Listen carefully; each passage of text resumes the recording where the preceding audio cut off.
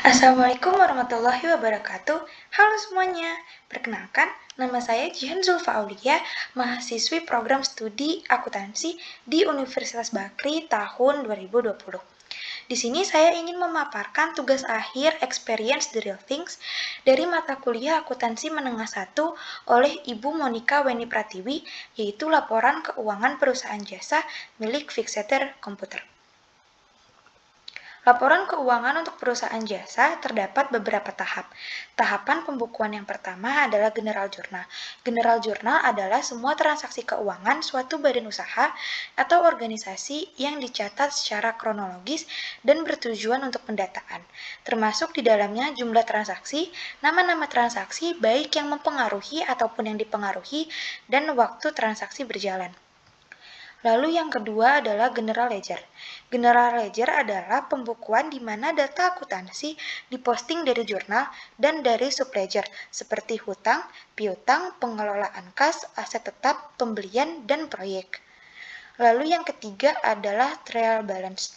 Trial Balance adalah sebuah daftar semua akun-akun dalam laporan pembukuan atau akuntansi yang berisi saldo yang terdapat pada buku besar. Lalu yang keempat adalah Adjusting Entries.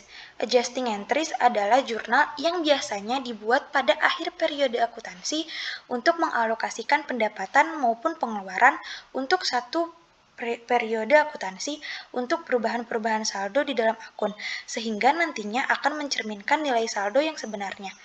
Lalu yang kelima adalah Adjusted Trial Balance. Adjusted Trial Balance merupakan saldo-saldo buku besar setelah disesuaikan dengan keadaan akhir tahun atau keadaan saat menyusun laporan keuangan suatu perusahaan. Lalu yang keenam adalah Income Statement. Income Statement adalah bagian dari laporan keuangan suatu perusahaan yang dihasilkan pada suatu periode akuntansi yang menjabarkan unsur-unsur pendapatan dan beban perusahaan, sehingga menghasilkan suatu laba bersih. Lalu yang ketujuh adalah Return Earning. Return Earning adalah bagian dari laba bersih perusahaan yang dengan sengaja tidak dibagikan kepada para pemegang saham dalam bentuk dividen, gunanya membiayai berbagai kepentingan perusahaan baik dalam jangka panjang maupun jangka pendek.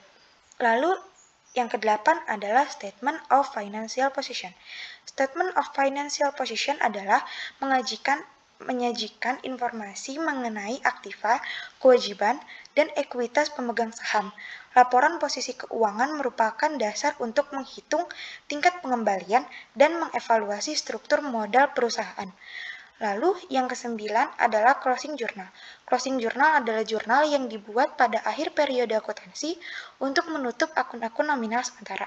Akibat penutupan ini, saldo akun-akun tersebut akan menjadi nol pada awal periode akuntansi. Lalu yang terakhir adalah Post-Closing Trial Balance. Ini adalah daftar saldo yang digunakan untuk memastikan bahwa buku besar telah memiliki saldo untuk awal periode berikutnya. Sekian pemaparan dari materi saya. Kurang lebihnya mohon maaf. Wassalamualaikum warahmatullahi wabarakatuh.